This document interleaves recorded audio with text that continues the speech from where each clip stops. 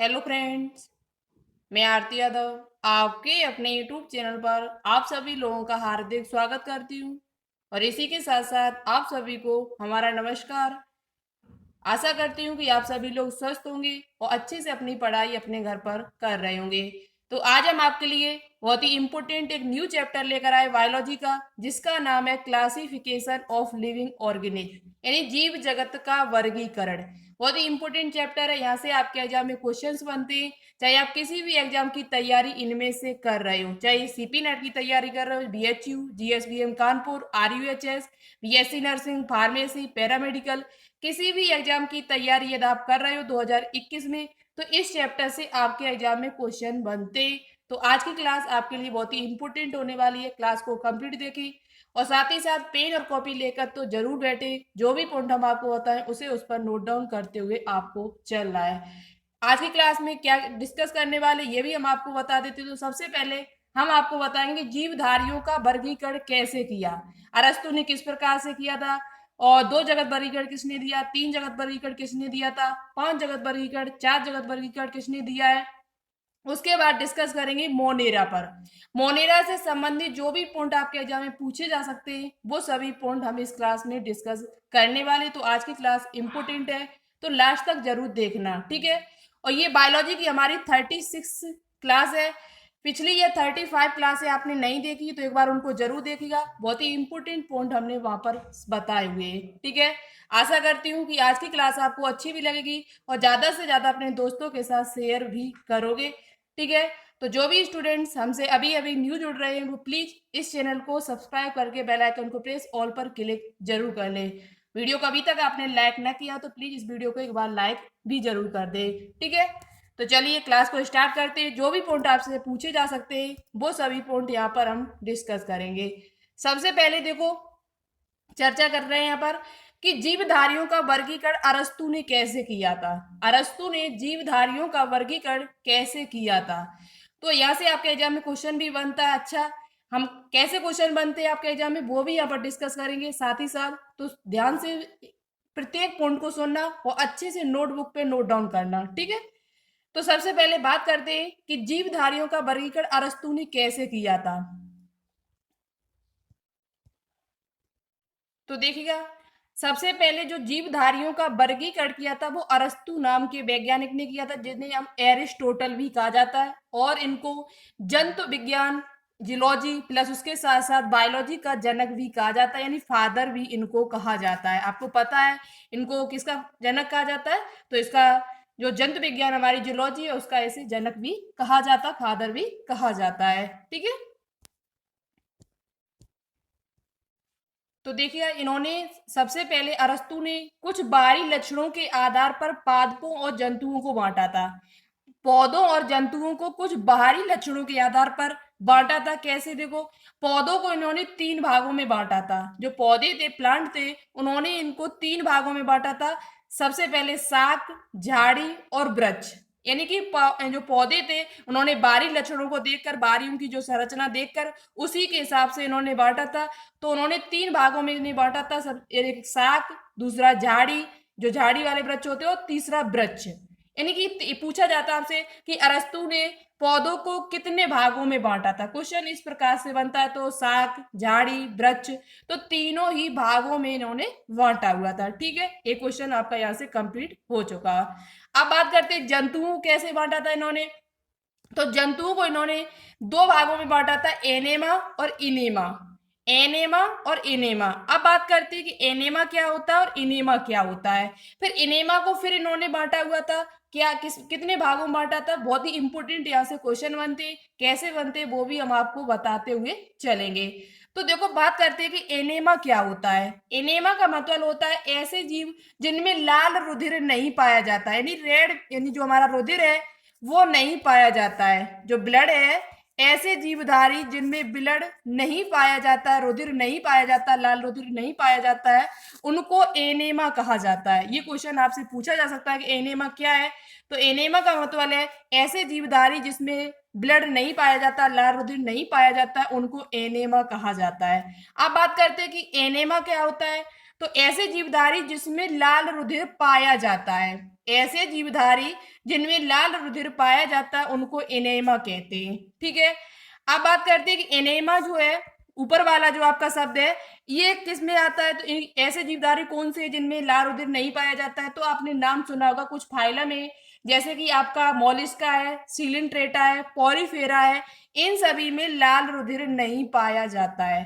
जो जिसमें लाल रुधिर नहीं पाया जाता उसे एनेमा कहते हैं, और जिसमें लाल रुधिर पाया जाता है उसे इनेमा कहते हैं। ठीक है, ई और ए से याद करना, बस इतना ही अंतर है इसमें। ठीक है, कंफ्यूज नहीं होना, अच्छे से याद कर लेना।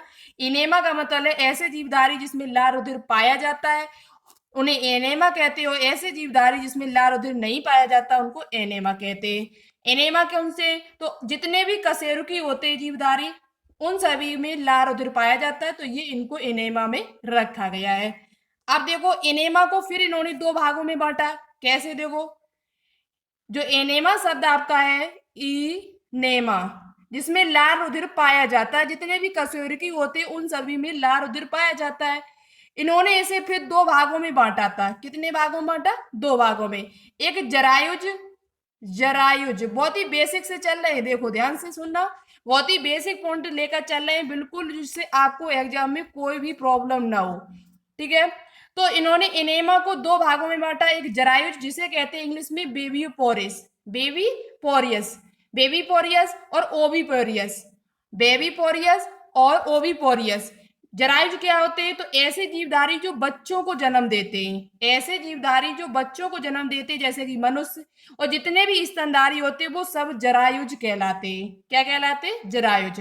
अंडेज कौन से होते हैं? ओविपोरियस कौन से होते हैं? तो ऐसे जीवधारी जो अंडे देने वाले होते हैं उनको अंडज कहा जाता है, जैसे कि मछली और पक्षी। ठीक है, तो ओविपोरियस, ओविपोरियस क्या होते हैं? जो अंडे को जन्म देते हैं वो अंडज कहलाते हैं, और जो बच्चों को जन्म देते हैं उनको जरायुज कहते हैं, जिसे इंग्लिश में कहा जाता है बेबी पोरियस। क्या कहा जाता है? वीवी पोरियस, जैसे कि मनुष्य और स्तनधारी।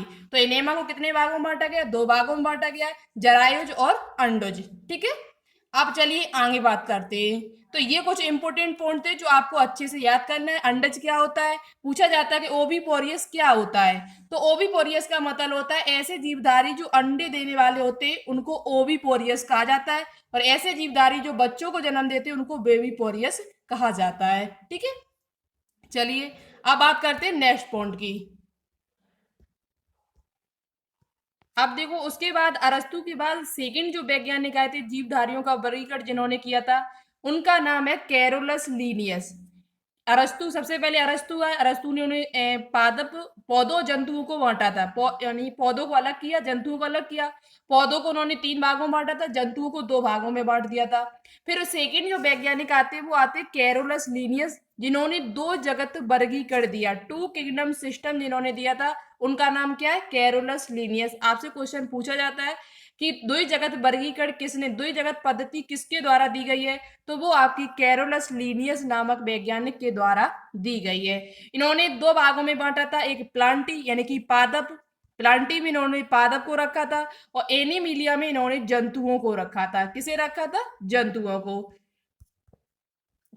तो दो जगत वर्गीकरण है वो किसने दिया था? दो जगत वर्गीकरण यानी कि पौधों और जंतुओं को दो भागों में इन्होंने बांटा था।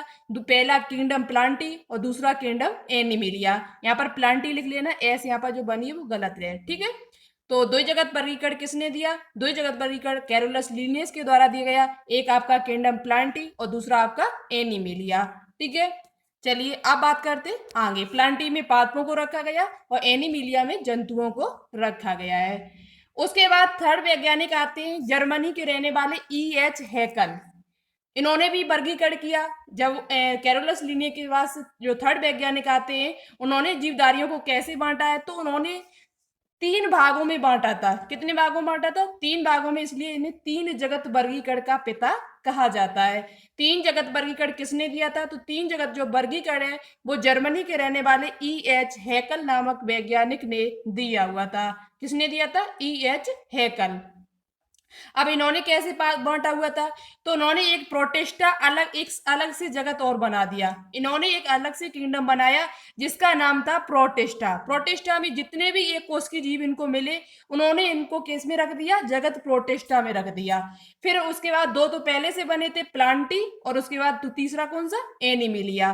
तो ये कितने भागों में बट गए, अब 3 भागों में। तो 3 जगत जो वर्गीकरण है वो किसने दिया, E.H. हैकल ने दिया। E.H. हैकल ने उसमें क्या जोड़ दिया, तो उसमें क्या जोड़ दिया, प्रोटिस्टा को और जोड़ दिया। जो जगत प्रोटिस्टा है उसे उन्होंने और जोड़ दिया। और जगत प्रोटिस्टा में कैसे जीवों को रखा गया था, एक कोशिकीय जीवों को रखा गया था।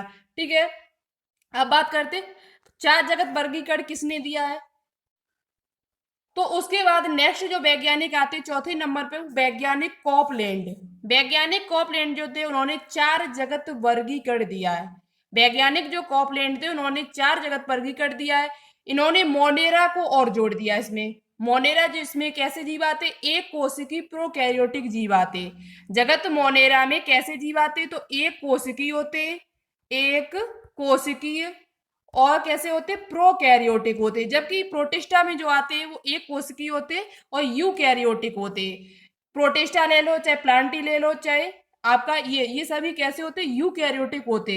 जबकि मोनेरा में जो जीव आते हैं वो प्रोकैरियोटिक होते। कैसे होते, प्रोकैरियोटिक। मोनेरा में आपको पता है मोनेरा में क्या क्या आता है, अभी हम आपको आगे चर्चा भी करेंगे, बहुत ही अच्छी तरीके से आपको बताएंगे मोनेरा के बारे में। ठीक है, तो सिर्फ आपको यहाँ पर क्या याद रखना है, ओनली ओनली आपको अभी इतना याद रखना है कि 4 जगत वर्गीकरण किसने दिया है। तो 4 जगत वर्गीकरण है वो वैज्ञानिक कॉपलैंड के द्वारा दिया गया है। इन्होंने इसमें मोनेरा को और जोड़ दिया। और मोनेरा में कैसे जीव को रखा इन्होंने, एक कोशिकी प्रोकैरियोटिक, एक कोशिकी थे और प्रोकैरियोटिक थे। ठीक है, जिनमें सत्य केंद्रक नहीं है, यानी जिनमें केंद्रक है वो सुविकसित नहीं पाया जाता, जैसे कि जीवाणु। ठीक है, उसके बाद प्रोटिस्टा, प्लांटी और एनिमिलिया।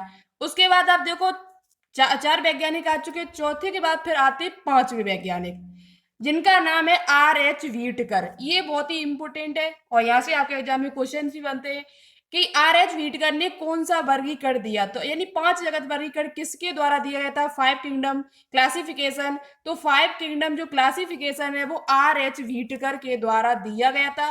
कब दिया था इन्होंने, तो ये डेट भी अच्छे से याद कर लेना, 1969 ईस्वी में। कब दिया था इन्होंने, 1969 ईस्वी में 5 जगत वर्गीकरण प्रस्तावित किया था, जो क्रम से लगाने के लिए भी आता। आपसे पूछा जाता है कि R.H. व्हीटकर के द्वारा जो 5 जगत वर्गीकरण दिया गया है उसे क्रम से लगाइए। उसे कैसे लगाइए, क्रम से लगाइए। तो आप क्रम से लगाना सीख लिए अच्छी तरीके से। सबसे पहले आपको मोनेरा को रखना है, फिर उसके बाद प्रोटिस्टा, फिर उसके बाद फंजाई। इन्होंने फंजाई और जोड़ दिया। फंजाई में क्या आते, तो फंजाई में आपके कवक आते। क्या आते, कवक। फंजाई में कौन आते, तो जगत फंजाई जो आपका है उसमें आपके क्या आते, कवक आते। कवकों को इन्होंने रखा हुआ था। तो सबसे पहले आपको किसको रखना, मोनेरा। मोनेरा के बाद प्रोटिस्टा, फंजाई, प्लांटी और एनिमिलिया। इस प्रकार से आपको क्रम से इनको लगाना होगा। तो 5 जगत वर्गीकरण है वो किसके द्वारा दिया था, R.H. व्हीटकर के द्वारा 1969 ईस्वी में दिया गया। प्रोटिस्टा के बाद इन्होंने किसे रखा था, फंजाई को रखा हुआ था। ठीक है, आगे बात करते हैं। देखो एक पॉइंट यहाँ पर आप लोग और अच्छे से लिख लेना नोटबुक पर, कि जो मोनेरा है उसे तो हम आपको बता चुके हैं। मोनेरा में कैसे जीव आएंगे, तो मोनेरा में जो जीव रखे गए थे वो एक कोशिकी प्रोकैरियोटिक रखे गए, यानी यूनिसेलुलर और प्रोकैरियोटिक को रखा गया है। जबकि बच्चे हुए जो 4 आपके थे जगत, 4 किंगडम जो थे उनमें कैसे जीव रखे गए, तो उनमें सभी जो जीव थे वो आपके यूकैरियोटिक थे। कैसे थे, यूकैरियोटिक जीव रखे गए थे इन्होंने। कैसे थे, बहुकोशिकीय थे और यूकैरियोटिक थे। ठीक है, लेकिन एक कोशिकीय प्रोटिस्टा में रखे हुए हैं आपके। देखो क्लियर आपको हो चुका होगा, मोनेरा में एक कोशिकीय प्रोकैरियोटिक जीवों को रखा गया, जबकि प्रोटिस्टा की जब बात की जाए तो यहाँ एक कोशिकीय यूकैरियोटिक को रखा गया। एक कोशिकीय है, लेकिन जो कोशिका उनकी है वो कैसी है, यूकैरियोटिक है। तो इन चारों की जो कोशिका होती है वो कैसी होती है, यूकैरियोटिक होती है। इतनी बात आप लोग याद कर लें। मोनेरा में एक कोशिकीय प्रोकैरियोटिक को रखा गया, जबकि प्रोटिस्टा में एक कोशिकीय यूकैरियोटिक को रखा गया। बाकी के यहाँ पर जो कोशिकाएं वो कैसी होती, मल्टी सेलुलर है और यूकैरियोटिक होती है। कैसी होती है, यूकैरियोटिक होती है। चलिए आगे पॉइंट पर चर्चा करते हैं। अब बात करते हैं किंगडम मोनेरा पर, क्योंकि सबसे पहले मोनेरा आता है, मोनेरा के बाद प्रोटिस्टा पर चर्चा करेंगे, फिर आपका फंजाई, फिर प्लांटी, फिर एनिमिलिया। एक एक क्रम से हम सभी पर चर्चा करेंगे और जो भी पॉइंट आपसे एग्जाम में पूछे जा सकते हैं वो सभी पॉइंट बताने की हम आपको कोशिश करेंगे। तो लगातार हमारे साथ बने रहना, बहुत ही इंपॉर्टेंट पॉइंट हम आपके लिए मोनेरा में लेकर आए हुए। ठीक है, तो सबसे पहले बात करते हैं मोनेरा। मोनेरा जो है उसका अर्थ क्या है, तो मोनेरा में, मोनेरा का जो अर्थ होता है वो होता है एकल। एकल मोन, आपने जहां मोनो शब्द लग जाता है वहां आपको पता है उसका अर्थ क्या होता है, एक। तो मोनेरा का मतलब यहाँ पर है एकल, यानी सिंगल सेल। कैसी? सिंगल सेल यहाँ पर पाई जाती है। मोनेरा का जो अर्थ लिया गया यहाँ पर वो आपका क्या लिया गया, एकल लिया गया, और एकल का मतलब है इंग्लिश में कहते हैं सिंगल। ठीक है, अब बात करते हैं इस जगत में जितने भी जीव आते हैं वो कैसे होते हैं, एक कोशिकीय होते हैं और प्रोकैरियोटिक होते हैं। प्रोकैरियोटिक का मतलब आपको न पता हो तो हमने पिछली वीडियो में बताया हुआ है, यानी कि जो हमारी बायोलॉजी की वीडियो डली सेल बायोलॉजी, वहां पर हमने प्रोकैरियोटिक को बहुत ही अच्छी तरीके से समझाया। प्रोकैरियोटिक का मतलब होता है ऐसी कोशिका जिसमें सुविकसित केंद्रक नहीं पाया जाता है, यानी जो केंद्रक होता है उसका अभाव होता है, उसे हम कहते हैं प्रोकैरियोटिक। ठीक है, तो जगत मोनेरा में एक कोशिकीय प्रोकैरियोटिक जीवों को रखा गया। इसे दो वर्गों में विभाजित किया गया था। जो जगत मोनेरा है उसे दो वर्गों में विभाजित किया गया, एक आर्के बैक्टीरिया, जो सबसे पहले बैक्टीरिया आए थे हमारी पृथ्वी पर, और दूसरा आपका है यू बैक्टीरिया या बैक्टीरिया। यू बैक्टीरिया या बैक्टीरिया।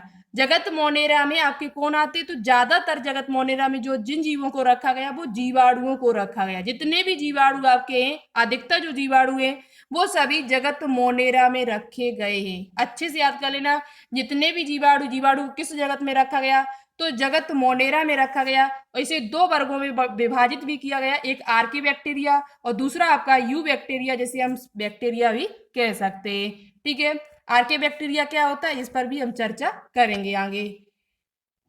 अब देखो इनके उदाहरण देख लो, उदाहरण क्या क्या है जगत मोनेरा में, किन किन जीवों को रखा गया। तो जगत मोनेरा में सबसे पहले आपका जीवाणु, उसके बाद प्रकाश संश्लेषी साइनोबैक्टीरिया।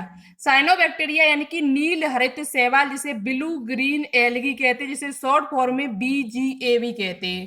ब्लू ग्रीन एल्गी, नील हरित शैवाल को आपको किस में रखा गया, तो आपसे पूछा जाए तो जगत मोनेरा में रखा गया है। किस में रखा गया, जगत मोनेरा में इसे रखा गया है।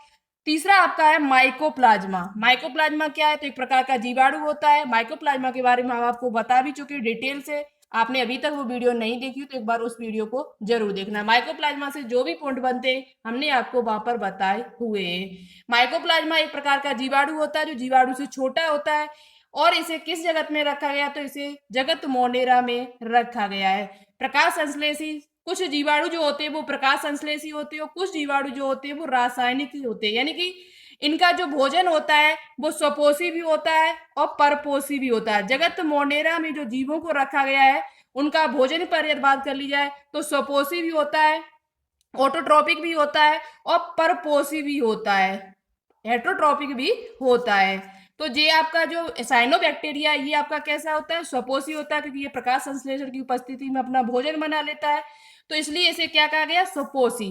कुछ जीवाणु जो होते हैं वो परपोषी होते हैं, जो आपके रोग फैलाने वाले जीवाणु होते हैं, जैसे टाइफाइड रोग फैलाते कुछ जीवाणु, जो आपके रोग फैलाने वाले, हैजा फैलाने वाले, ये कैसे होते, परपोषी होते हैं। तो जो जगत मोनेरा में जो जीव रखे गए हैं उनका जो भोजन पर यदि उनकी चर्चा कर लिया, भोजन कैसा इनका होता है, तो कुछ स्वपोषी होते हैं और कुछ कैसे होते हैं, परपोषी होते हैं। इनके उदाहरण अच्छे से याद कर लेना। माइकोप्लाज्मा में, माइकोप्लाज्मा है वो आपका क्या है, जगत मोनेरा में रखा गया है। अब बात करते हैं मोनेरा के कुछ सामान्य लक्षण, और यहाँ से आपके एग्जाम में क्वेश्चंस बनते हैं और एक एक पॉइंट पर हम अच्छे से चर्चा करेंगे। जो पॉइंट आपके एग्जाम में पूछे जाते हैं वही पॉइंट हम यहाँ पर लेकर आए हुए हैं। तो मोनेरा के सामान्य लक्षण क्या है, अधिकतर जीवाणुओं को मोनेरा जगत में रखा गया। अधिकतर जीवाणु हैं जो आपके वो किस जगत में रखे गए, तो वो मोनेरा जगत यानी मोनेरा किंगडम मोनेरा में उनको रखा गया है। इनमें सत्य केंद्रक यानी ट्रू न्यूक्लियस का अभाव होता है। इनमें सत्य केंद्रक नहीं पाया जाता है, यानी कि इनमें केंद्रक नहीं पाया जाता, ना ही केंद्रक होता है ना ही केंद्रक झिल्ली होती है।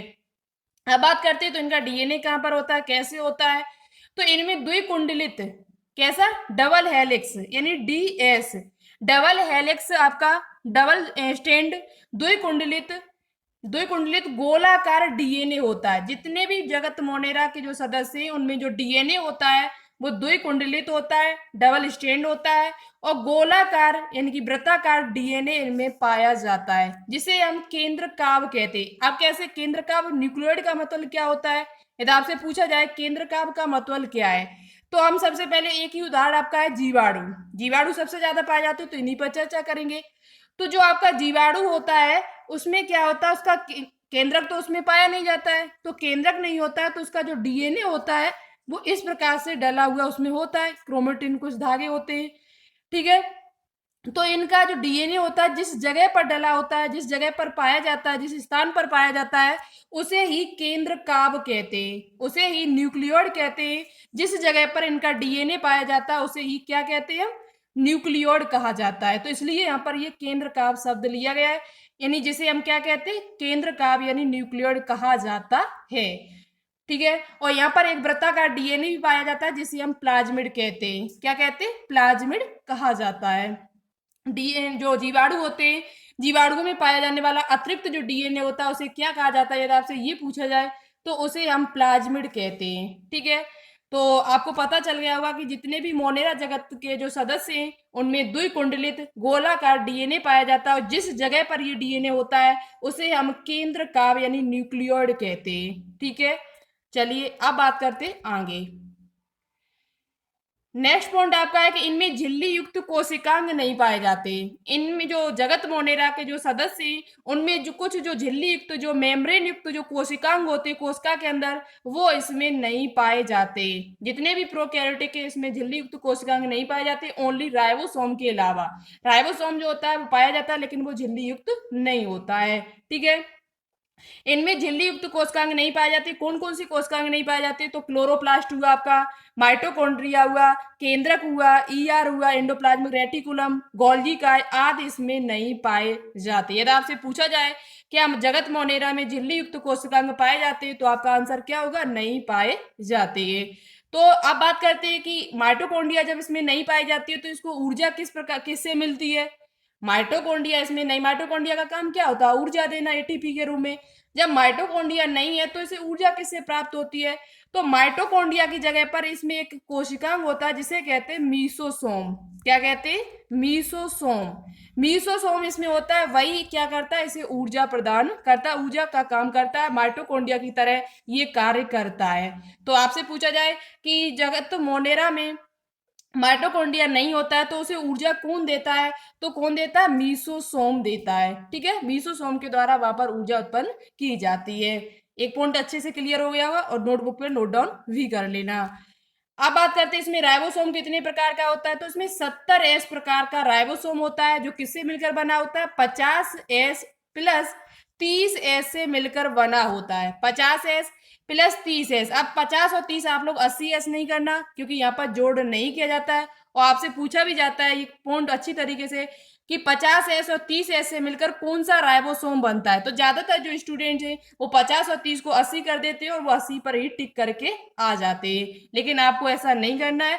आपने अच्छे से इस पॉइंट को सीख लिया होगा और कई बार हम इस पॉइंट पर डिस्कस भी, चर्चा भी कर चुके हैं वीडियो में। तो 70S जो राइबोसोम होता है वो 50S और 30S से मिलकर बना हुआ होता है, ठीक है। कैसे मिलकर बना होता है, 50S और 30S से मिलकर बना होता है, जबकि 80S जो राइबोसोम होता है वो आपका 60S और 40S से मिलकर बना होता है। 60 और सॉरी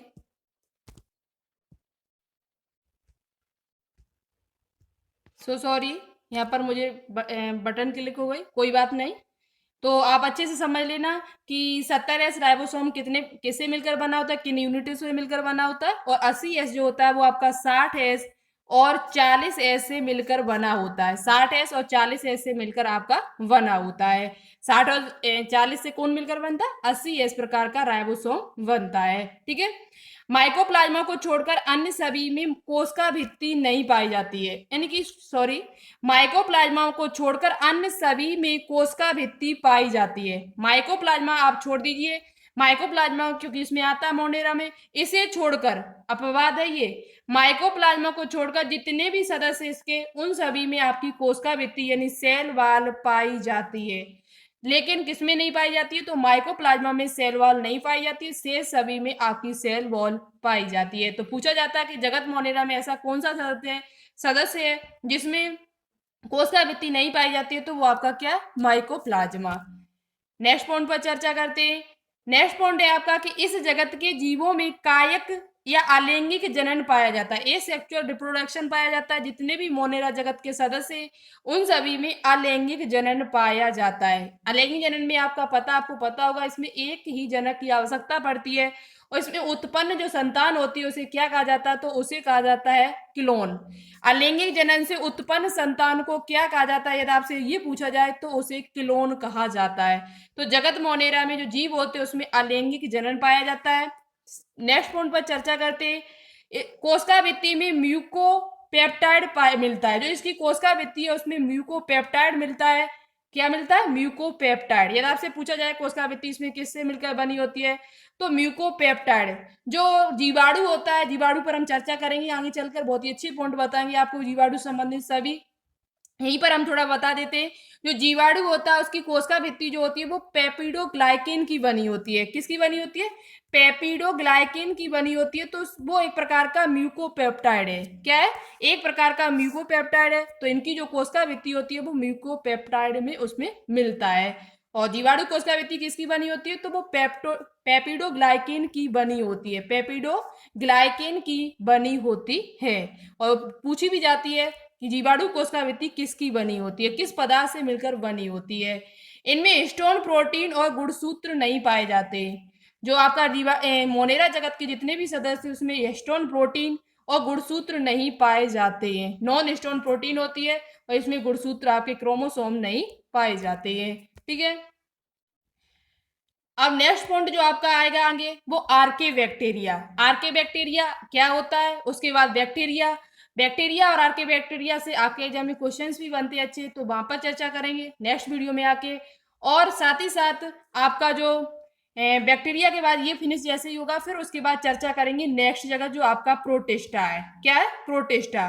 तो सबसे पहले हम यहाँ पर नेक्स्ट वीडियो में बात करेंगे आके आपका आर्के बैक्टीरिया क्या होता है, उसे कितने भागों में बांटा गया, और बैक्टीरिया क्या होता है, और उनके बैक्टीरिया कैसे भोजन करता है, क्या क्या करता है, सब कुछ डिस्कस हम करने वाले। तो लगातार हमारे साथ बने रहना। ठीक है, तो कुछ क्वेश्चन हम आपसे पूछ रहे हैं जिनका आंसर आपको कमेंट बॉक्स में कमेंट करके बताना होगा। आपको बताना होगा कि जो फंजाई है वो आपका फंजाई है, प्लांटी है, एनिमिलिया है, इनमें किस प्रकार की कोशिका पाई जाती है। फंजाई, प्लांटी, एनिमिलिया और प्रोटिस्टा में किस प्रकार की कोशिका होती है, प्रोकैरियोटिक होती है या यूकैरियोटिक होती है। ठीक है, और दूसरा पॉइंट आपको क्वेश्चन बताना होगा, जगत मोनेरा में कैसे उनकी जो कोशिका होती है वो एक कोश की होती है, वह कोशिकी होती है, ये आपको बताना होगा। और नेक्स्ट पॉइंट आपको बताना होगा कि मोनेरा जगत को कितने भागों में बांटा गया है, मोनेरा जो है उसे कितने वर्गों में विभाजित किया गया है, ये क्वेश्चन आपको बताना होगा। ठीक है, और एक क्वेश्चन और आपको बताना होगा कि जो चार जगत वर्गीकरण है वो किसने दिया था, चार जगत वर्गीकरण किसने दिया था और उसे कैसे क्या क्या उसमें रखा गया था। इन सभी क्वेश्चनों का आंसर आपको कमेंट बॉक्स में कमेंट करके बताना होगा। देखिए सबसे अच्छा और सबसे राइट आंसर कौन देता है। वीडियो कैसी लगी कमेंट बॉक्स में कमेंट करके जरूर बताना। आपको जो चीज समझ में ना आई उसे भी कमेंट बॉक्स में कमेंट करके बता सकते हो आप, हम नेक्स्ट वीडियो में चर्चा जरूर करेंगे। ठीक है, तो ज्यादा से ज्यादा इस वीडियो को शेयर करना। आज की वीडियो कैसी लगी ये भी बताना, लाइक ना किया हो तो प्लीज इस वीडियो को एक बार लाइक करना, और अभी तक आपने चैनल को सब्सक्राइब ना किया हो तो कर लीजिएगा। इसी प्रकार की वीडियो आपको मिलती रहेंगी। तो thank you, all the best.